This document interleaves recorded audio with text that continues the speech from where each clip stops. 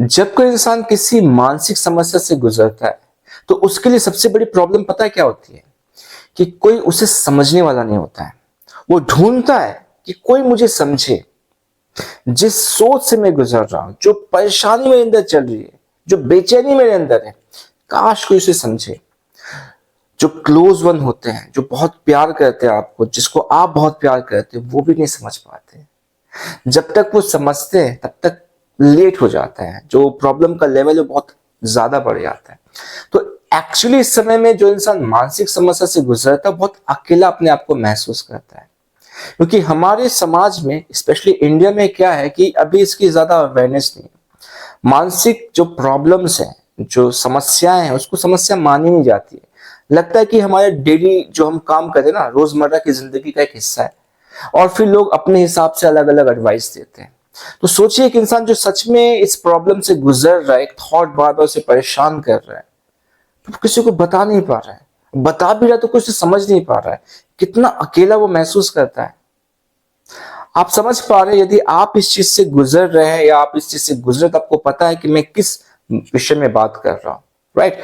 तो एक इंसान जब किसी समस्या से गुजरता है और कोई साथ होता है, बस उस समस्या को समझ लेता है, समझ के कहता है आई कैन अंडरस्टैंड, मैं समझता हूं, वहां उस इंसान को हिम्मत मिलती है उस प्रॉब्लम से लड़ने के लिए। पर इस केस में बहुत कम ऐसा होता है कि कोई समझने वाला होता है।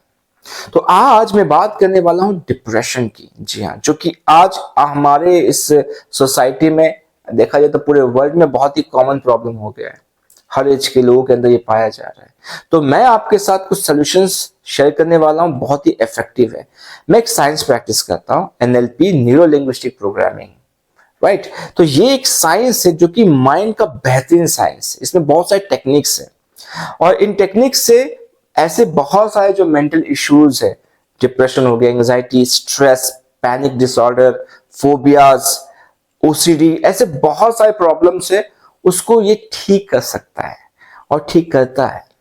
और अच्छी बात पता है क्या इसकी, कि ये बहुत कम समय लेता है, एक अच्छा रिजल्ट देता है बहुत ही कम समय में। जो लोग एनएलपी को प्रैक्टिस करते हैं, जो लोग एनएलपी के विषय में जानते हैं, जो इनको यूज करते हैं, उनको पता है कि एनएलपी कितना ज्यादा इफेक्टिव है, कितना ज्यादा। तो इसी में से आज मैं आपको एक टेक्निक शेयर करने वाला हूं और दो एक्शंस कि आपको रेगुलर कुछ एक्शंस लेने पड़ेंगे यदि आप इस समस्या से गुजर रहे हैं। राइट? तो आइए शुरुआत करते हैं। मैं आज आपको ना एक अंडरस्टैंडिंग देने वाला हूं कि हमारा एक्चुअली ब्रेन काम कैसे करता है। ठीक है? थोड़ा सा आप समझ जाओगे इस चीज को तो आप क्या कर पाओगे, अपने प्रॉब्लम को बहुत हद तक खुद से सॉल्व कर पाओगे। क्योंकि मेरा मानना है कि आपके पास जब किसी चीज की अच्छी अंडरस्टैंडिंग होती है ना, तो आप उसको सॉल्व कर लेते हो, आप उसके लिए कोई ना कोई रास्ता निकाल ही लेते हो। ठीक है? तो जो मैं आपको टेक्निक शेयर करने वाला, जो कॉन्सेप्ट शेयर करने वाला, उसके लिए इस ब्रेन के प्रोसेस को समझना बहुत ही जरूरी है। और मैं आपको बहुत ही आसान, बहुत ही इजी लैंग्वेज में सिखाने वाला हूं। आपको बिल्कुल आसानी से समझ में आ जाएगा, मैं जानता हूं। तो हमारा जो ये ब्रेन है, इसमें न्यूरॉन्स होते हैं। ठीक है? जो कि 86 बिलियन है। जी हाँ, 86 बिलियन। और हर एक न्यूरॉन का 10,000, ओके, मोर देन 10,000 और अराउंड 10,000 क्या होता है, कनेक्शंस होते हैं। मतलब एक न्यूरॉन, उसके अलग अलग कनेक्शंस। तो हमारा जो ये ब्रेन है, इसमें बहुत सारे इंफॉर्मेशन है और ये एक जाल के जैसा है। पूरा इंफॉर्मेशन का नेटवर्क है, पूरा जाल है, एक के साथ दूसरे का कनेक्शन, ऐसा पूरा जाल बना हुआ जिसको लोग न्यूरॉन्स कहते हैं। ठीक है? इतना समझ में आ गया? अब होता है क्या है कि जो आपके न्यूरॉन्स है उसमें ना न्यूरल पाथवे बना हुआ है। क्या है? Neural pathway.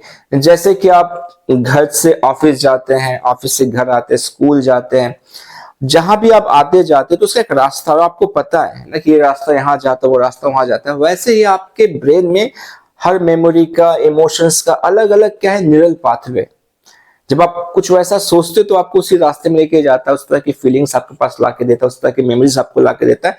तो ये पूरा पूरा का पूरा एक नेटवर्क है जिसमें बहुत सारे रास्ते हैं, जिसे हम लोग न्यूरल पाथवे कहते हैं। क्लियर हो गया आपको यहां तक? अब जो न्यूरल पाथवे है वो हमारे नर्वस सिस्टम से काम करता है मिलके। ठीक है? कैसे? हमारा नर्वस सिस्टम, हमारे 5 सेंसेस है, हमारा देखना, सुनना, स्मेल करना, टेस्ट करना, टच करना। तो हम यहाँ से क्या करते हैं, बाहर से इंफॉर्मेशन लेते हैं, जो बाहर हमारे इन्वायरमेंट है, हमने इंफॉर्मेशन लिया। अब ये इंफॉर्मेशन गया हमारे ब्रेन में, ठीक है, ब्रेन में गया और फिर ब्रेन आपको मैसेज देगा आपके बॉडी को, ठीक है, आपके मोटर के थ्रू आपको मैसेज देगा कि अभी क्या एक्शन क्या लेना है, आपको किस तरह से रिस्पॉन्स करना है। फॉर एग्जाम्पल, सामने गाड़ी आ रही बहुत स्पीड में, आप सामने हो, आपने देखा, सुनाई भी दी आवाज, और ये इंफॉर्मेशन गया ब्रेन के पास, ब्रेन ने बोला हटो, तो आपका ब्रेन क्या करता है, आपको साथ साथ आपको एक सिग्नल देता है कि वहां से हटना, तो आपका बॉडी वहां से हटता है। ये पूरा प्रोसेस आपके नर्वस सिस्टम का है, ठीक है। अब आपको नर्वस सिस्टम भी समझ में आ गया, आपको न्यूरॉन समझ में आ गया, आपको न्यूरल पाथवे भी समझ में आ गया। न्यूरल पाथवे जो है वहां पे अब हम समझेंगे एक और इंपॉर्टेंट पार्ट को, जिसको कहते हैं न्यूरोट्रांसमीटर। जी हाँ, जिसको केमिकल मैसेंजर्स भी कहते हैं और न्यूरो केमिकल्स भी कहते हैं। जो केमिकल्स होते हैं हमारे ब्रेन में, आपने सुना हो किसी मूवी में जो कहते हैं ना कि केमिकल लोचा हो गया, तो ये केमिकल्स है जो आपके खुशी के लिए भी रिस्पॉन्सिबल होते हैं और आपके स्ट्रेस के लिए भी रिस्पॉन्सिबल होते हैं, ठीक है। तो ये एक्चुअली निकलता कैसे, किस तरह से आप ये रिलीज होता है, तो इसका एक प्रोसेस है। तो जब एक न्यूरॉन, ठीक है, आपको एक मैसेज की तरफ लेके जाता, आपके दिमाग में एक हिस्सा है जहां पे आप क्या कर रहे हो, अभी सोचा आपने, तो जैसे आपने इस पार्ट को सोचा, तो वो क्या करेगा, उससे जुड़े हुए चीजों को कनेक्ट करेगा, ठीक है, उससे जुड़े हुए चीजों को कनेक्ट करेगा। और ये इलेक्ट्रिसिटी के जैसा ना, इलेक्ट्रिसिटी निकलता करंट के साथ, उस तरह से एक दूसरे तक नेटवर्क के साथ फैलता हुआ जाएगा। और जैसे ये गया, तो ये जो केमिकल्स है ये क्या होता है, उससे रिलीज होता है। और जैसे ही रिलीज हुआ, तो जैसा आपके ब्रेन में केमिकल का फ्लो रहेगा जो निकल रहा, तो उसका क्या है, हमारा नर्वस सिस्टम के साथ कनेक्शन है, तो मैसेज आएगा कहां पे, बॉडी में आएगा, ठीक है, कि बॉडी को अभी कैसा होना है। तो जब आप एक मेमोरी में जा रहे हो, ठीक है, मेमोरी में गए, आपका पूरा जाल है मेमोरी का, वहां पे एक मेमोरी में गए, कुछ आपके साथ अच्छा नहीं हुआ था, आपने सोचा, वो वाला न्यूरॉन एक्टिवेट हो गया, ठीक है। अब वहां से क्या होता है, आपका न्यूरोट्रांसमीटर एक्टिवेट होकर वहां से केमिकल निकलता है, फिर उसकी फीलिंग आती है आपके बॉडी में, ठीक है, आपके किसके थ्रू, जी हाँ, नर्वस सिस्टम थ्रू। तो अब क्या मैसेज आ रहा है कि आपको कैसा होना है, आपको उदासी का जैसा होना है, क्योंकि अंदर क्या निकल रहा है, एक ऐसा केमिकल निकल रहा है जो उदासी को फोर्स करता है। तो अब आपका बॉडी क्या करेगा, आपका बॉडी बिल्कुल सुस्त हो जाएगा, कंधे झुक जाएंगे, सांसें छोटी हो जाएगी, ठीक है, आपका जुबान उतना आप यूज करना नहीं चाहोगे, सब कुछ मतलब एक ऐसा हो जाएगा कि बिल्कुल रुक सा गया है। समझ में आ रहा है। तो ये जो पूरा सिस्टम कैसा चल रहा है कि ब्रेन में जो भी एक्टिविटी हो रही है उसका असर कहाँ हो रहा है, आपके बॉडी में हो रहा है। तो जब कोई इंसान बहुत ज्यादा डिप्रेशन से गुजरता, मतलब जो बहुत ज्यादा डीप चला गया है इस चैलेंज में, तो उसको जब मेडिसिन दिया जाता है, तो यही जो न्यूरोट्रांसमीटर है, ठीक है, उसका पूरा एक जो प्रॉपर संतुलन है उसको बनाए रखने के लिए ये दवाइयां दी जाती है, ठीक है। यदि आप दवाइयां ले रहे हो, आपका बहुत ही डीप लेवल पे, आप लो, कोई इशू नहीं है। ये वाला जो पार्ट मैं आपके साथ करवा रहा हूँ, ये काउंसलिंग का पार्ट होगा, ठीक है। टेक्निक जो है ये काउंसलिंग का हिस्सा है। एजुकेशन और काउंसलिंग दोनों अच्छे से चले तो आपका जो ये प्रॉब्लम है आप इससे बहुत आसानी से निकल सकते हैं। पर यदि कुछ लोग इनिशियल एज में हैं, थोड़ा सा आपको दिक्कत हो रही है, तो वहां पे आप इस टेक्निक से बहुत आसानी से निकल सकते हैं।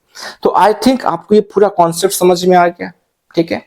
अब होता क्या है कि जब आप किसी भी एक ऐसे मेमोरी में जाते हो, तो उससे रिलेटेड और भी बहुत सारी मेमोरीज है जो एक दूसरे से इंटरकनेक्टेड और सब एक्टिवेट हो जाते हैं, तो वो बहुत भारी पड़ जाता है आप पे, आप बहुत ज्यादा खराब महसूस करने लगते हैं। अब आते हैं टेक्निक पे, ठीक है। आपको पूरा सिस्टम समझ में आ गया कि किस तरह से डिप्रेशन क्रिएट हो रहा है। अब टेक्निक क्या है, टेक्निक में ये करना आपको कि आपको आपके लाइफ में ऐसे बहुत सारे इवेंट है, हमारे ब्रेन में जो इवेंट है वो दो तरह से भाग किए गए, एक है प्लेजेंट और एक है अनप्लेजेंट, एक है रिसोर्सफुल और दूसरा है अनरिसोर्सफुल, मतलब एक पावर देने वाला है और एक आपको डाउन करने वाला है। तो जो आपके प्लेजेंट मेमोरीज, मतलब आप जिस समय में बहुत खुश थे, बहुत एक्साइटेड थे, राइट, मतलब आपके खुशी का ठिकाने नहीं था, पीक में थे, आपको वैसे मेमोरीज ढूंढने हैं। तो उसमें से जो आपको पहले सबसे बेस्ट मिलता है, आप उस मेमोरी को रिविजिट कीजिए। अब ये कैसे करोगे? इस तरह से करोगे, अपनी आंखों को बंद करोगे, गहरी सांसें लोगे आप, 3 गहरी सांसें लेना है, फिर आपको रिलैक्स हो जाना है, और फिर जो भी चीजें आपने उस समय देखा था, जो चीजें हुई थी, उसको फिर से देखो। फिर जो चीजें आप उस समय सुन रहे थे उस मेमोरी में, उसको फिर से सुनो, और जो चीजें उस समय फील कर रहे थे, सब कुछ फील करो। आप कर सकते हो, आपको बस उस मेमोरी में जाना है। मान लीजिए कि आप बचपन में स्कूल में एक पार्टी हुई थी, आपने उसमें बहुत अच्छे से डांस किया था और बहुत मस्ती की थी आपने वहां पे, ठीक है, तो आपको पता है, आप उस मेमोरी में गए। अब आप क्या करो कि आप अपने आप को वहां पे लेके जा रहे हो, ठीक है।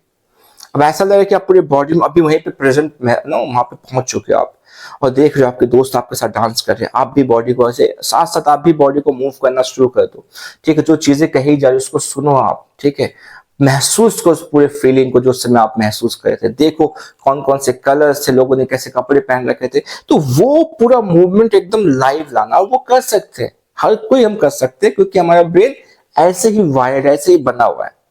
तो आपने क्या करना है, इस मेमोरी को क्या करना, विजिट करना है, ठीक है, पूरे से फील करना उसको, और जितना ज्यादा देर तक आप इसको महसूस कर सकते हो, उसको और इंटेंसिफाई करो, उसको और स्ट्रॉन्ग करो, उसको और मजेदार बनाओ अपने, जो और आपको अच्छी चीजें लगता है कि इसमें ऐड करना, कुछ और आपको कहना है, आप कह के उसको ऐड करके उसको और स्ट्रॉन्ग बनाओ, ठीक है।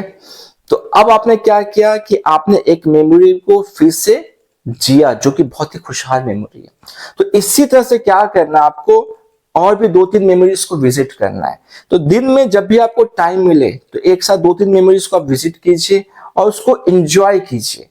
आप सोचो कि एक इंसान यदि दिन भर बैठ के क्या कर रहा है, अपने खुशी वाले चीजों को याद कर, हम करते हैं क्या, जो हमारे साथ बुरा हुआ है उसी को बैठ कर सोचते रहते हैं। पर आप जानबूझ के कॉन्शियसली क्या कर रहे हो, अपने अच्छे जो चीजें आपके लाइफ में हुई आप उसको सोच रहे हो, ठीक है। और अब क्या होगा, सुनो, जो मैंने आपको भी सिस्टम बताया था, तो अब क्या हो गया, आपके ब्रेन में आपका जो न्यूरल पाथवे वो एक्टिवेट हो गया।